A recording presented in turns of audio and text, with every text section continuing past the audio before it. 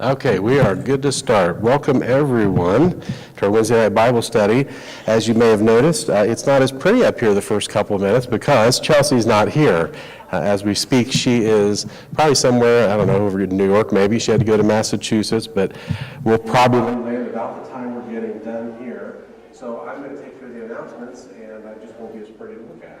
I know we have on Saturday, I believe, Earl's not here, is he? Or out somewhere. Okay, he was going to be my lifeline. I'm going to phone a friend, but he's gone. Well, I'm not smarter than a fifth grader, so I'm in trouble here. I know we've got Saturday the cleaning, I think, of the building out here. Does that sound right? Is that this Saturday? This Saturday, 9 o'clock. This Saturday, 9 a.m. That outbuilding, we desperately need some help out there. We can then clean that. Anything else?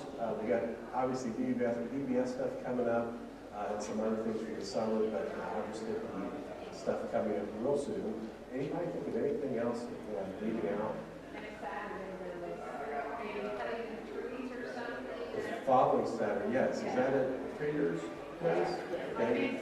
Some tree cutting. So a couple Saturdays that we get our people to really rally around and do what Christians do, Christian service. One for the church directly, one for somebody body press directly. So if we can do that, that would be fantastic. If there's anything else we'd bring up in the church, or I mentioned the next two Saturdays, if you think of something, just throw your hand up there if I'm forgetting anything. Okay, I do have one other thing. Yeah. Steve and I are going to do a handicap ramp for Edmund. Doing a handicap? Yeah, ramp for this Edmund? Friday. Friday? Yeah. Okay. And we haven't really talked about where we're going to meet or anything. Probably just over at her house.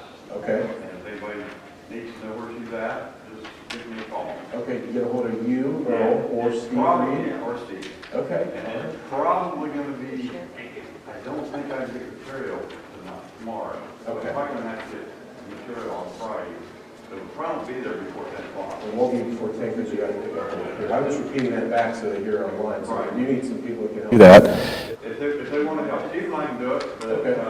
yeah, the more the The merrier. more the merrier, all right? Absolutely. Yeah, you are certainly capable, so wonderful. Good things happening here for people. All right, so we're going to do a little bit tonight, starting with a video.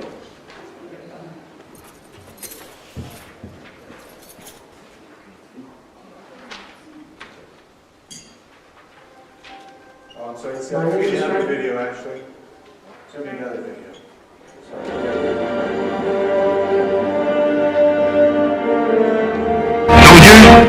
Sailors and airmen of the Allied Expeditionary Force. You are about to embark upon the great crusade toward which we have striven these many months. The eyes of the world are upon you.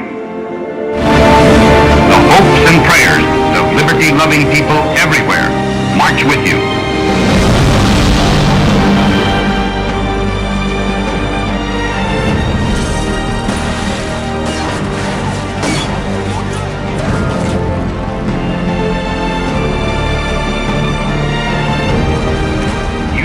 About the destruction of the German war machine,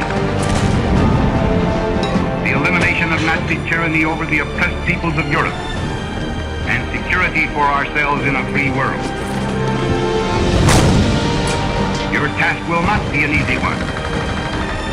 Your enemy is well trained, well equipped, and battle hardened. He will fight savagely.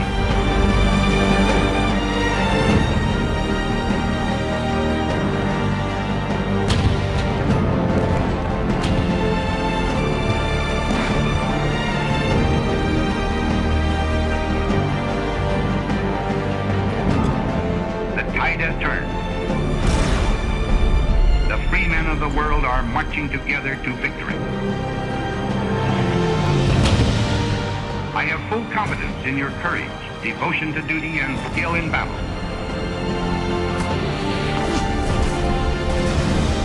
We will accept nothing less than full victory.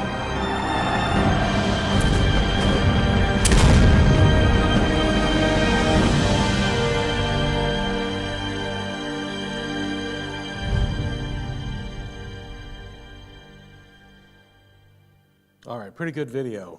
I especially like that, the beginning of that introduction, soldiers, sailors, and airmen of the Allied Expeditionary Force. You're about to embark on the Great Crusade. The eyes of the world are upon you. That sounds pretty good. Everything in that speech was pretty good. I only found out this afternoon. Jonathan got to read that. He was selected to read that for the school at an assembly. I believe it was this past Memorial Day, so pretty cool indeed. So yesterday, June 6th, anybody know what that was? Can you guess what that commemorates? No, you're on the right track. D-Day. D-Day, yeah, very close. We're D-Day. 79 years ago and one day marks the anniversary of that event. A major event. Anybody else observe it, think about it, talk about it? Any discussions came up yesterday maybe for somebody? Brother Ron, what's that?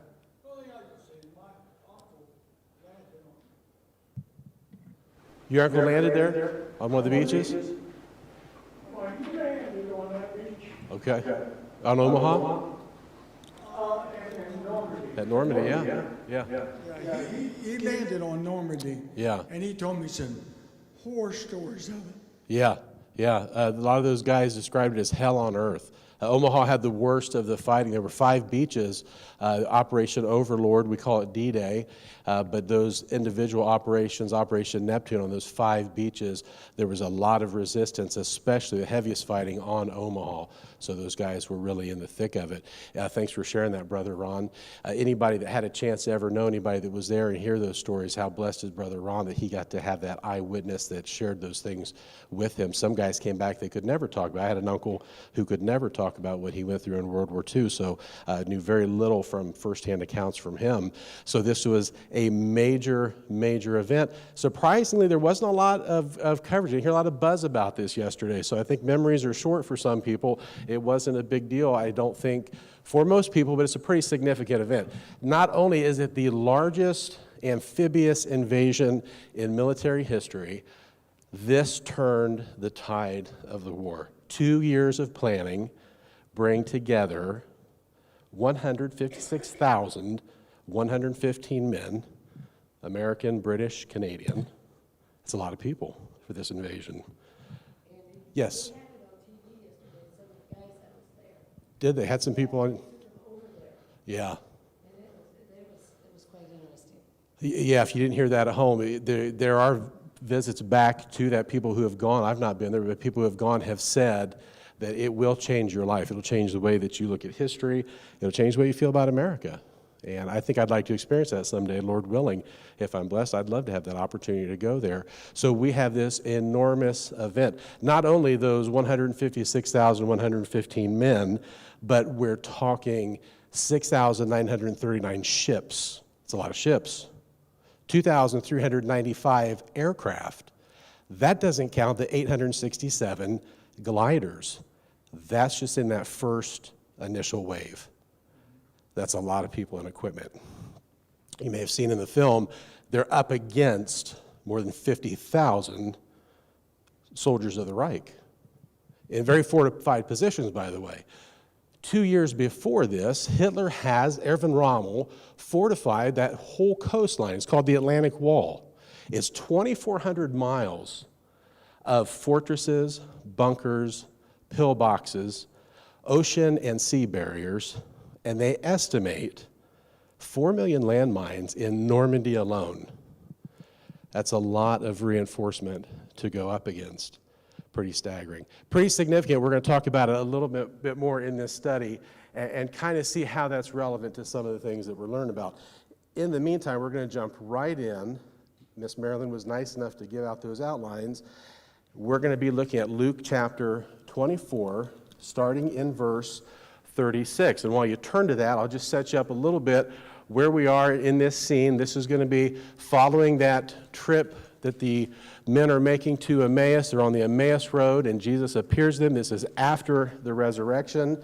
And so what we find out is that when we get to verse 36, they've gone back and they're excitedly telling the other followers of Jesus what has just happened on the Emmaus Road. And verse 36 of Luke 24 tells us this: "And as they thus spake, Jesus himself stood in the midst of them, and saith unto them, Peace be unto you. But they were terrified and affrighted and supposed that they had seen a spirit. And he said unto them, Why are ye troubled, and why do thoughts arise in your hearts? Behold my hands and my feet, that it is I myself. Handle me and see, for a spirit hath not flesh and bones, as you see me have. So we can dismiss those Gnostic views we talked about a while back in our study of Galatians, those views that Jesus existed in spirit form only. We can do away with that verse just right there. Verse 40 says this, And when he had thus spoken, he shewed them his hands and feet. So he still bears those scars.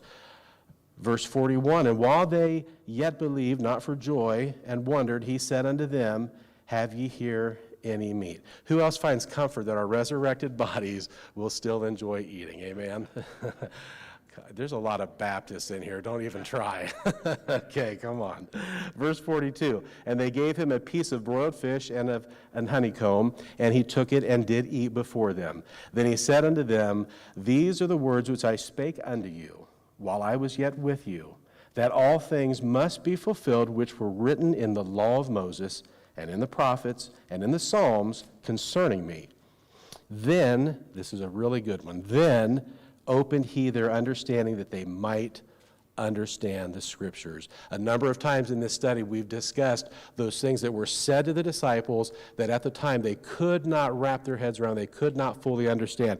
This is the moment when he opens up the Scriptures to them. This is when a lot of those things, or all of those things, probably started making sense. What we might call today the aha moment, we might say. This is a big moment for them. Verse 46, And he said unto them, Thus it is written, and thus it behooved Christ to suffer, and to rise from the dead the third day, and that repentance and remissions of sins should be preached in his name among all nations, beginning at Jerusalem. And ye are witnesses of these things. And behold, I send the promise of my Father upon you, but tarry ye in the city of Jerusalem until ye be endued with power from on high. And he led them out as far as to Bethany, and he lifted up his hands and blessed them. And it came to pass, while he blessed them, he was parted from them and carried up into heaven. And they worshiped him and returned to where? Jerusalem, that precious, important piece of real estate we discussed last time. Returned to Jerusalem with great joy. Note that they went back with great joy. That's going to have everything to do with that understanding that they now have, along with something else I'm going to throw at you here in just a little bit. And they were continually in the temple, they're in public, openly praising and blessing God. Amen. It doesn't say added to that. But openly praying and blessing God in the temple, a very public place. So, when we talk about all these events that have happened, and we're kind of moving on from that study that we did, but we still need to pick up some of those things that came, that aftermath and what came after. That's why we wanted to use yesterday's big anniversary, that big, important, significant event, to tie some things in, because without that understanding that the disciples had, that moment when they understand the Scriptures, and all of it really starts coming together, can you imagine what it would have been for them to hear, go to Jerusalem and stay there? Just wait there, just hang tight there. Because remember what they've seen. It's been a rough week. It's been a roller coaster week. They've gone through a lot of scary, frightening things. And if they go back to Jerusalem, they stick out like a sore thumb because they're Galileans. Their accent's going to give them away. They've watched what they did to Jesus, and now they're asked to go back into the hornet's nest where the religious leadership are, where Pilate, the governor, is the might of Rome represented now there in Jerusalem. That's a big ask if Jesus isn't going to help you understand it. That's a big, big ask. Usually it's a lot easier to do what they were doing in John 20. That's kind of what our go-to is. What were they doing in John 20? Well, if you read it, you find out they assembled together, good for them, but they closed the door. They were afraid. They were hiding behind that closed door, and for good reason. This was before the appearance of the resurrected Christ. A lot of times we get in that same mode. We can go on to the next slide, Ashley, because we're going to jump around a little bit in more recent news. Anybody here a Dodgers fan? Okay, let me rephrase that. Anybody here in our Wednesday night Sunday school a former Dodgers fan? Yeah, Steve says not anymore. Okay, all right, perfect. Yeah, so Steve has obviously followed that story. If you haven't followed that story, if you don't know what this slide means, the logo with the pride colors should give it away a little bit. This group here that is represented on the left side of the screen, this is a real group actually. This is the Sisters of Perpetual Indulgence. And if you read the story, if you don't pick up on what their title actually implies, what happened here, long story short, the Dodgers decide they're going to have their 10th annual Pride Night. Interestingly enough, I just found out moments before I walked out the door, Jonathan, who has not seen this study, sent me a little thing. It turns out the Texas Rangers are the only Major League Baseball team not doing a Pride Night. I did not know that. Steve, are you a Rangers fan now? Okay. I'm just curious. So what they do for Pride Night, they invite these Sisters of Perpetual Indulgence to their Pride Night as honorees, right? Now this unleashes a torrent of complaints, because here's the problem. As you can see, there's something weird going on here, but what they do, they dress up as nuns, and I've actually got what they describe themselves. They're a group of transgender men, by the way, and here's how they describe themselves. They say, we are a leading edge order of queer and trans nuns that use humor and irreverent wit to expose the forces of bigotry, complacency, and guilt that chain the human spirit. So these are your liberators, if you will, at least in their eyes. I think I would disagree. What happens is not so much because of what that statement from them implies, but the fact that they do a pretty outlandish display of things, a pretty shocking performance anywhere they go. But the biggest thing that got people's attention was they have very, especially anti-Catholic rhetoric. And there are a lot of people, including Senator Marco Rubio, who comes out and says, this is bad, Dodgers, shame on you guys. Another group, Catholic Vote, I think is their name, a large group that has a lot of influence, obviously a Catholic organization. They said, how dare you? How dare you do this? So the Dodgers said, wow, sorry, we didn't really mean to cause all this trouble.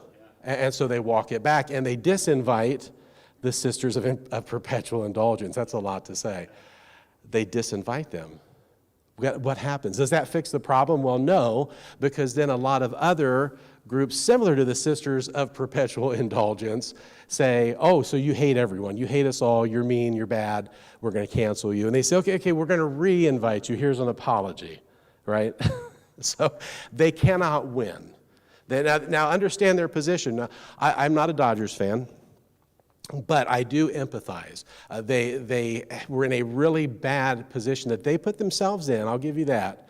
But now they're in a position, it's a no-win situation. So they're kind of stuck with things. Here's their apology. After much thoughtful feedback from our diverse communities, honest conversations within the LA Dodgers organization, and generous discussions with the Sisters of Perpetual Indulgence, the Los Angeles Dodgers would like to offer our sincerest apologies to the Sisters of Perpetual Indulgence, members of the LGBTQ+ community, and their friends and families, the organization said. So they cave to the pressure.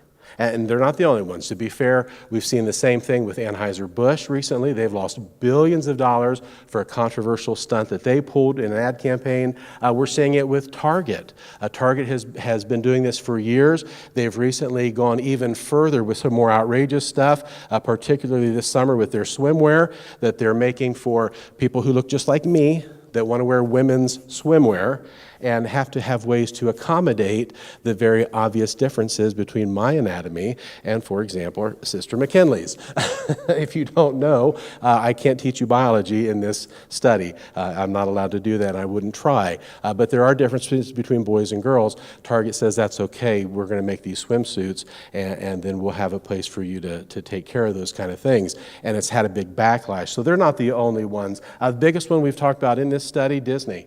They have been the most aggressive and the most really obnoxious promoters pushing the LGBTQ agenda. And I'm not telling you that you have to hate the Dodgers and that you can't shop at Target and that you have to give up the mouse. That's between you and the Lord. But what I'm telling you is that all of these organizations are pushing this agenda. It is a war. It is a battle out there. And eventually, at some point, you will have to choose sides because you are not talking about just your love of whatever Disney animates or whatever Target puts out on their clothes racks or whatever the Dodgers do in a baseball season.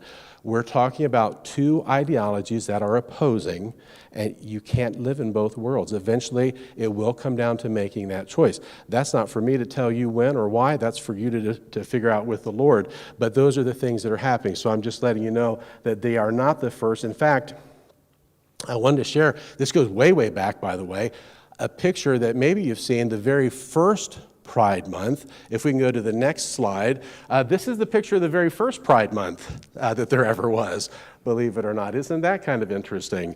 If you see that, and that's not a real picture, guys. It's not, it's fake.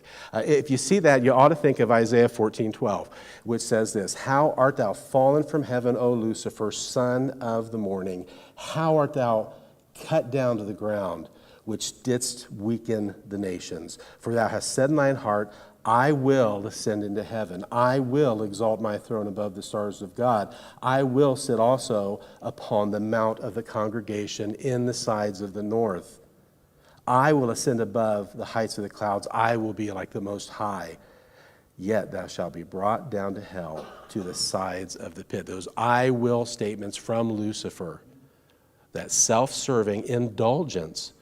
The Sisters of Perpetual Indulgence have nothing on Lucifer. This is where it all comes from. This is where it originates. Proverbs 8:13 says this, and you don't have to turn to it. You can just jot it down. You probably already know it by heart. "The fear of the Lord is to hate evil, pride, and arrogancy, and the evil way and the froward mouth do I hate." What does God think about pride, I wonder? Pridefulness. What does he think about that? Proverbs 16:18 and 19 says this, "Pride goeth before destruction, and a haughty spirit before a fall. Better it is to be of a humble spirit with the lowly than to divide the spoil with the proud." Are we getting an idea of where pride originates from and how God feels about it? I think we're getting a pretty clear picture here. 1 Peter 5 through 6. "Likewise, you younger people, submit yourselves to your elders. Yes, all of you, be submissive to one another, and be clothed with humility, for God resists the proud, but he gives grace to the humble. Therefore, humble yourselves under the mighty hand of God, that he may exalt you in due time." What's the problem with pride? Pride keeps people from coming to Christ. It's a matter of exalting yourself, those I will statements that we just saw, exalting oneself and not giving God the honor and the praise for what he has done and what he has established. We do that instead to ourselves. He resists the proud, but he gives grace to the humble. James says the same thing in the 4th chapter of his epistle. When we refrain from being prideful and humble ourselves, what do we get? We get grace. Isn't that interesting? Let's go to our next slide. Now, the Dodgers, I don't think were completely humble. Don't get me wrong. I'm not trying to say that. As it turns out, when it comes down to it, they came under fire, and they really couldn't take it. Sometimes people can't take that kind of pressure. They don't know how to respond to it. Most people want to stay in a safe place.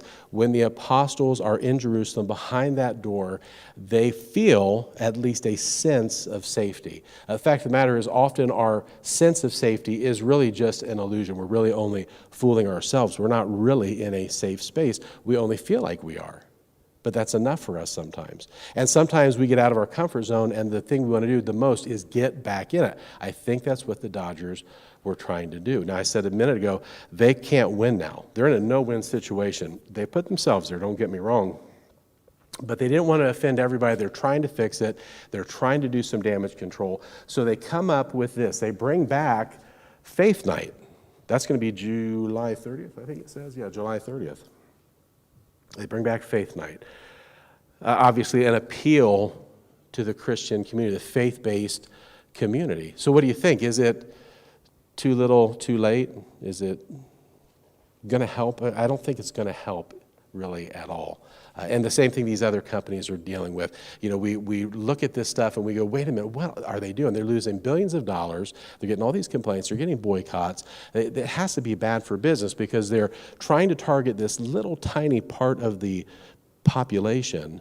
But then the bigger part of the population that should have all the buying power and be able to influence this, they're just getting pushed away. Why is it? Well, then you find out all these other things come to light and you follow the money. It's not hard to do. It's not something that you have to just take my word for. You don't need a tinfoil hat when you go to look at this stuff. You can easily follow it and find out that these credit scores that they look at in these corporations for their diversity and equity and inclusion, it's all driven by the same sources. Generally, those are driven by things that are funded by George Soros, for example. And again, that's not tinfoil hat stuff. That's stuff that you can find out on your own. You don't have to take my word for it. So these corporations, it doesn't make much sense to us that they're doing these things. Why would you do that and lose billions of dollars? It just doesn't make much sense.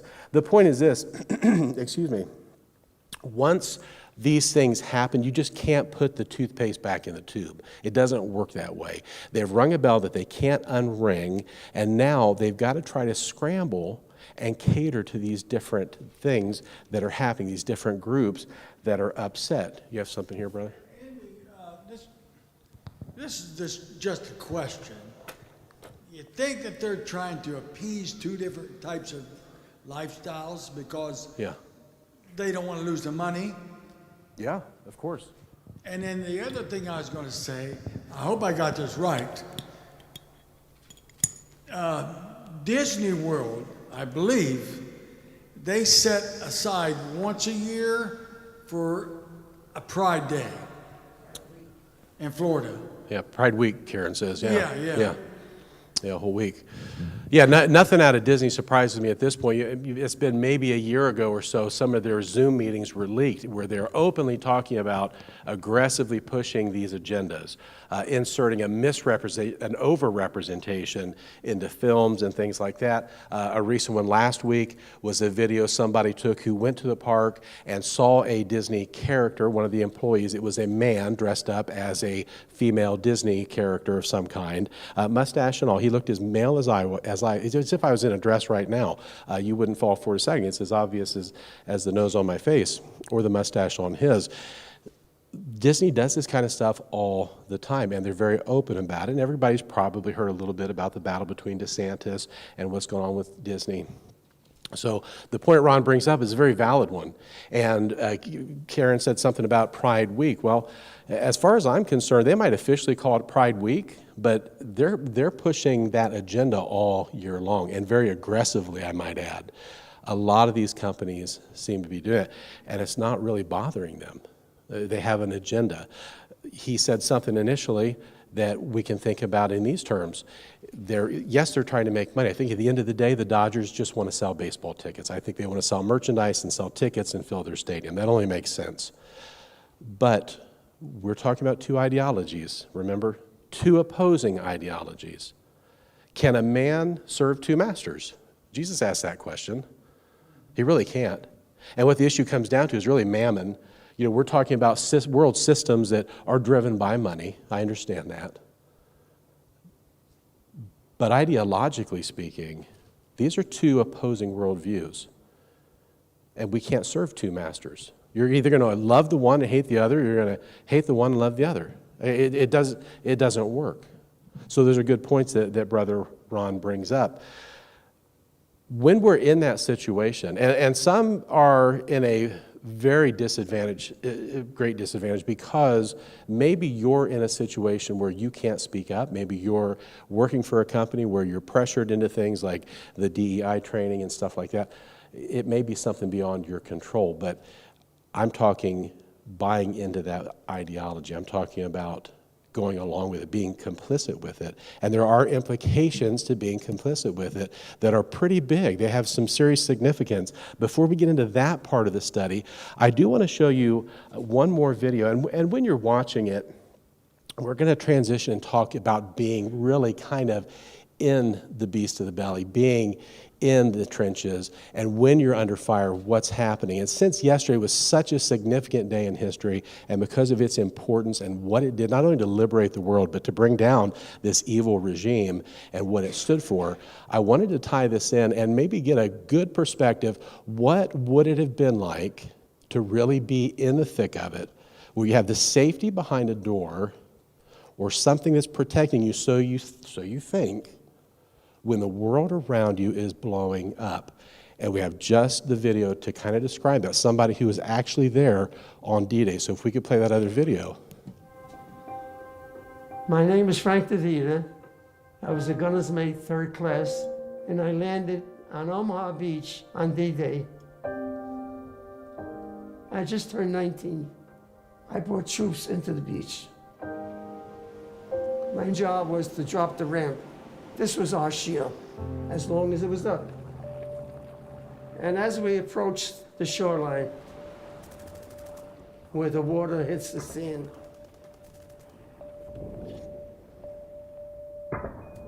and the machine guns were hitting the front of the boat. It was like a typewriter. The soldiers, they were getting anxious, and the coxswain, that's the guy that steers the boat. And he says, drop the ramp.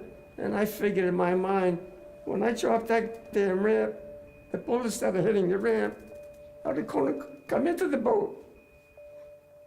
So I froze.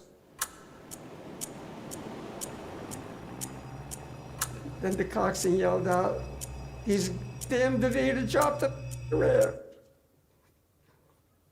I dropped the ramp. The first 7 or 8, 9, 10 guys went down like you're cutting down wheat. From the 8th wave on, I took troops off the beach, the dead and wounded, 18, 19, 20 years old. They were too young to vote, but they weren't too young to die. And they were kids. There's a cemetery called Colville. There's 9,400 tombstones there. Pick out any tombstone. 6 foot down lies a soldier or a sailor, probably 20 years old, who gave his life for his country. That's my hero.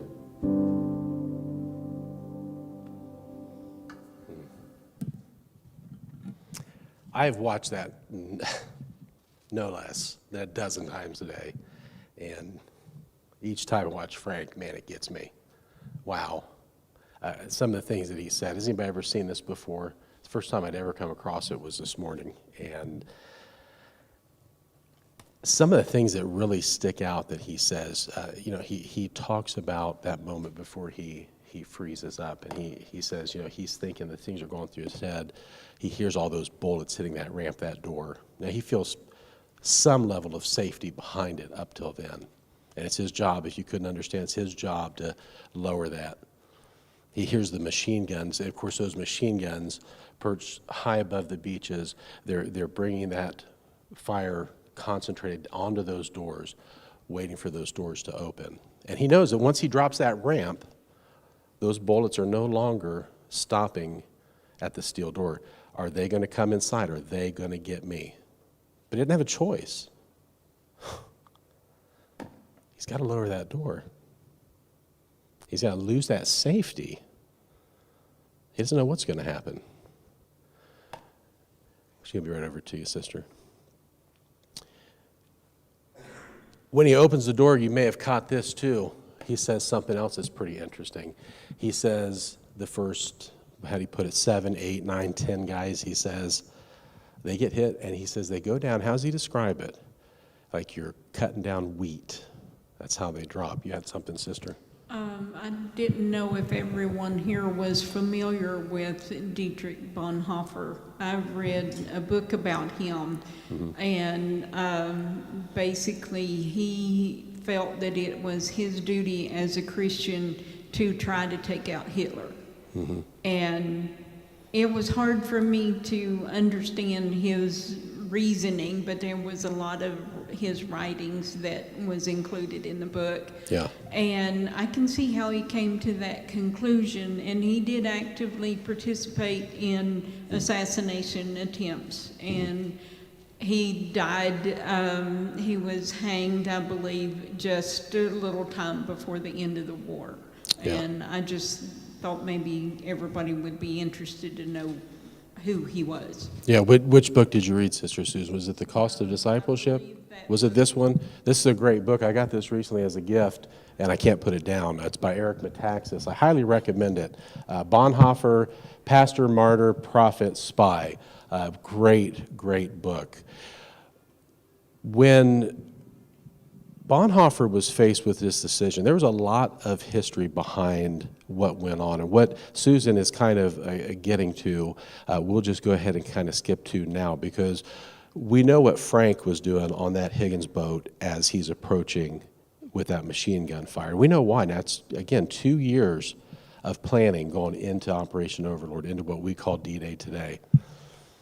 Prior to that, of course, there's battles and campaigns and the liberation of North Africa, et cetera, but long before the first shot of World War II rang out, the battle was being fought in Germany, and guess where? In the churches. Did you know that? Yeah, it was in the churches. Hitler comes to power in January of 1933, and in short order, he realizes he's got to take control of the churches. So the German Protestant Synod is his first target, and guess what? They instantly rally behind him. He's able to, through some manipulation and through having the right people installed, he's able to gain their support. Overwhelmingly, they throw their support behind Adolf Hitler and the Nazi Party. In response, Bonhoeffer, who you see up here, along with this quote of his, Bonhoeffer and a group of other theologians and clergymen, including Karl Barth, they form the Confessing Church. And they come up with, ultimately, a few documents, but what it ultimately ends up being is what's called the Barmen Declaration. And the Barmen Declaration basically says this. It's got 6 articles in it, but here's how it starts, and here's the key to it. It said, the sole authority of the church is Jesus Christ. Period. That's it. Not the state, not a political person, not a political party. The sole authority is Jesus Christ. And any relationship between the church and the state must be viewed through the lens of the church's relationship to Jesus Christ. Now, when he signs this, he's not alone. 18,000 theologians and clergymen across Germany sign this as well. That sounds pretty good, right? It does. It sounds pretty good, 18,000. Now, a couple years later, Frank Evita, he's on his way on the Higgins boat, not knowing if he's going to see the next day. But he knows what he's fighting for. He knows what he's up against. Bonhoeffer also knew what he was up against. What he realized was he saw what Nazi ideology really was and where it was going to take his nation. He wasn't happy about it. 18,000 people sign. But eventually, they get whittled down. Because as it turns out, 3,000 of those theologians and clergymen wanted to stay safe. They wanted to keep the ramp up and the door closed. And when they heard the bullets hitting the door, they capitulated. They switched sides. Now that left another 3,000 who said, we're going to stand by what we've already declared, that Jesus Christ is the sole authority of the church. We will not bow the knee to the Nazi Party. 3,000 of them. You say, well, that's pretty good. At least you have a stalemate. We've got 3,000 that were turncoats and 3,000 that stayed true. But how many did I tell you signed it? 18,000. And a couple of you already did the math already. What happened to the other 12,000? Well, the other 12,000 also wanted to stay where it was comfortable and safe. So they didn't immediately say, we're going to go Team Nazi on this one. Because that might have been an okay stalemate if we could divide it evenly and say, these guys are for Jesus, these guys are for the Nazis, okay. We'll see who wins, I think I know. But you had 12,000 undecided who just stayed silent. As long as they could stay behind the door with the ramp up, that's where they were in their safe place. And they stayed silent. Make no mistake. They stayed silent while Jewish Men, women, and children were stuffed into boxcars and loaded for the death camps. They stayed silent while those clergymen like Bonhoeffer were arrested and executed. They stayed silent while the undesirable, that means people who were handicapped, people with epilepsy, for example, people with birth defects, were rounded up and exterminated. They called them life unworthy of life. What a contrast to Christian principle.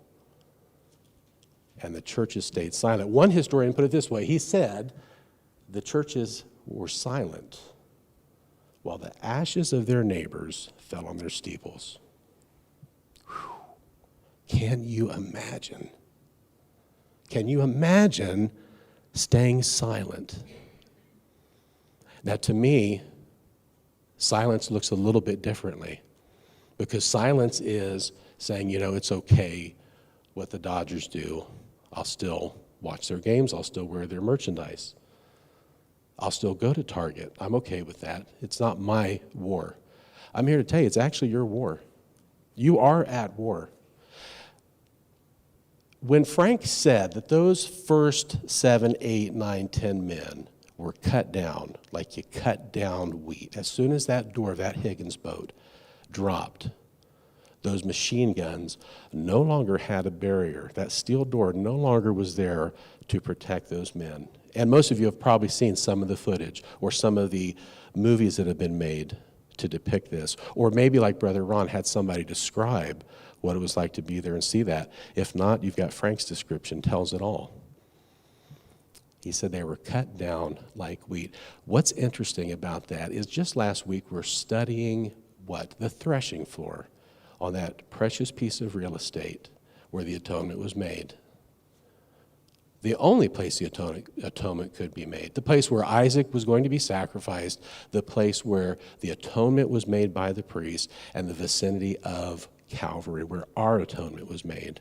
And now the disciples have to go back to Jerusalem into the belly of the beast, but now they have some boldness.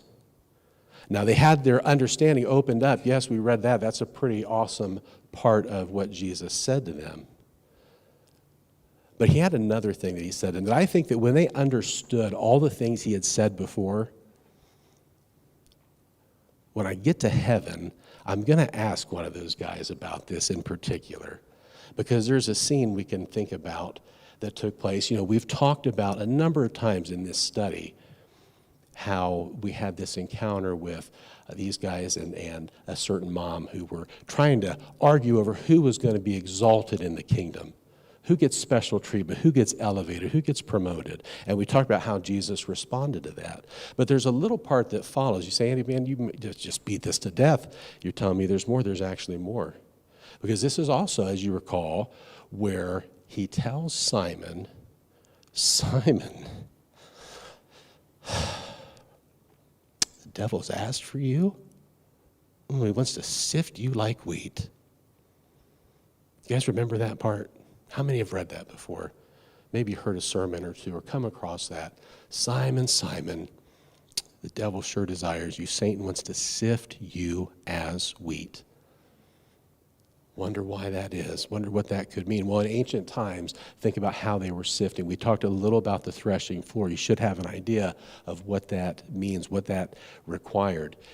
That's actually a pretty violent and forceful act if you consider what it would take to shake that wheat and separate that chaff and get all those contaminants off there. In other words, Satan wanted to beat them up. He wanted to pulverize them. Simon, Simon, he wants to sift you like wheat. And you read that and you say, man, that's, whew, I'd hate to be Simon. That's pretty rough. I don't know if I'd want to be Simon or Frank. What a terrible Bible study this is, Andy. Where's the hero? Here's the best part of all. The next verse after he tells him this, he says, don't worry, I've prayed for you. I have prayed for you. You say, well, that's great. I've heard it before. That's pretty cool. Good for Peter. Good for Simon Peter. Here's the best part of all.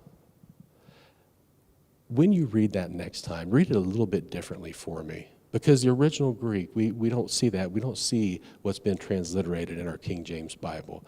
He says, Satan has desired you. He's looking right at Simon. But here's the really interesting part. The actual word there for you is not you singular. The word is you plural. Humas. You plural. To each one of the disciples, he's saying, Satan has asked for each one of you. He said, Simon, he's talking with all of them, but he's speaking about all of us. Carla, Satan has asked for you. Sister Marilyn, Satan desires you. Brother Danny, Satan wants you. Sister Tina, he wants to sift you like wheat. Each and every one of us. Now we're in this position where we don't have to really worry. We don't have to think that we've got to run and be somewhere safe and protected. Jesus has that covered because he said, I have prayed for you. I've prayed for you. Now, sometimes we might see our fellow Christian not really able to wrap their heads around that. You might have to share that with them and say, you know, he was talking to you. That wasn't just a Simon Jesus moment. That wasn't just a disciples and Jesus thing. That was for all of us. That was for the church. And it may be you that has to keep them from going to that safe place, that place they think is safe.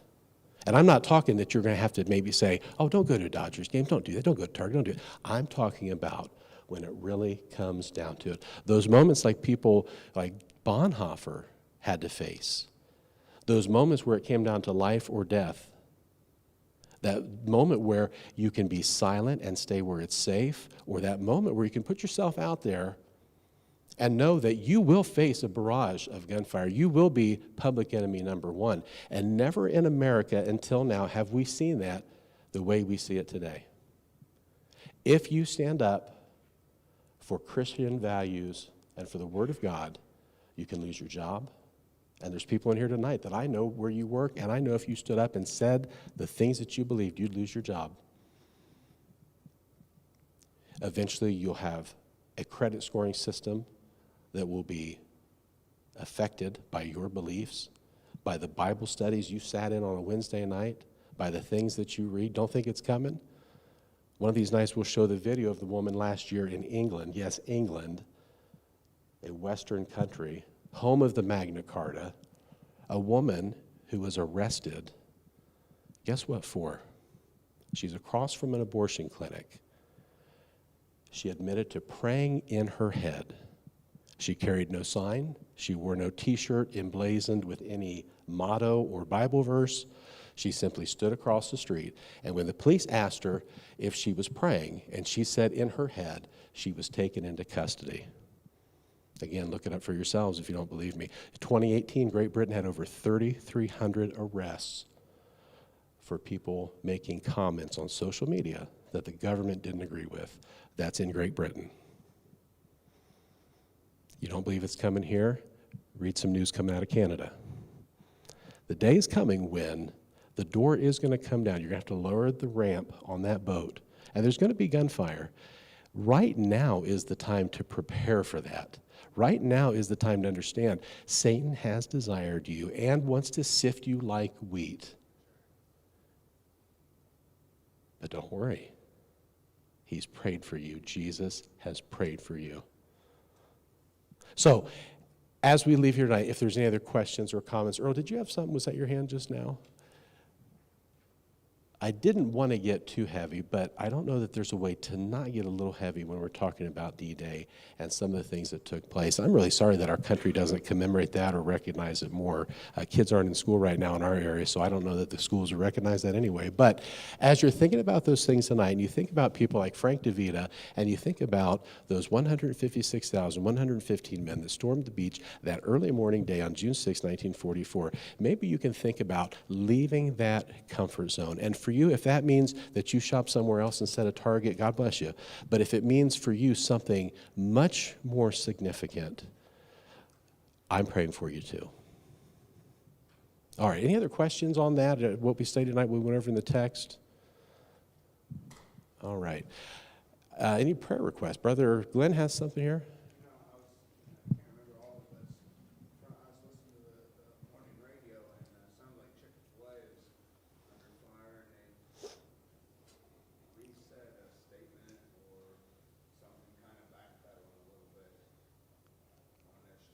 Chick-fil-A. Okay. Yeah. Okay. That's something to look into. That sounds pretty interesting. It would be disappointing. Oh, I love Chick-fil-A. And traditionally a Christian company. So this could be some pretty impactful news. So that's something to look up. If you can hear what Brother Glenn said, for those of you watching online, some kind of controversy with Chick-fil-A. So stay tuned. Maybe we'll get some more of that for next week. Sister, you had something over here? Hershey Company as well. Hershey, yeah. Had a transgender person whose pronouns were her, she. Yeah, yeah, And, yeah. So, and Hershey makes practically every candy bar out there. Yeah, yeah, They're yeah. really defined brand. Yeah, we covered a lot of some of the candies, like Mars M&M. They've gone completely woke. So we're seeing that just everywhere. Foods, candies, sports, obviously entertainment, music. It's everywhere we turn. And eventually it's going to come to, we are starting to see this major shift. Now there's some pushback. We're seeing some pushback. But again, we start following the money. We see the ideology. We see what's behind it. Now, does that mean that we can't stem the tide? I fully believe that we can. I believe that's what's important about the church. You know, when we look at the church and what the church can do in America, never has it been more important, not since the American Revolution, I believe, has it been more important for the church to be educated and to understand what is happening politically and nationally. If we put our heads in the sand, if we stay behind that door where we think it's safe while the gunfire is going off all around us, we're going to find a major erosion to our rights like we've never seen before. We've already seen it to a great extent, but it's only going to worsen, I can promise you that. We have got to, as a church, stand.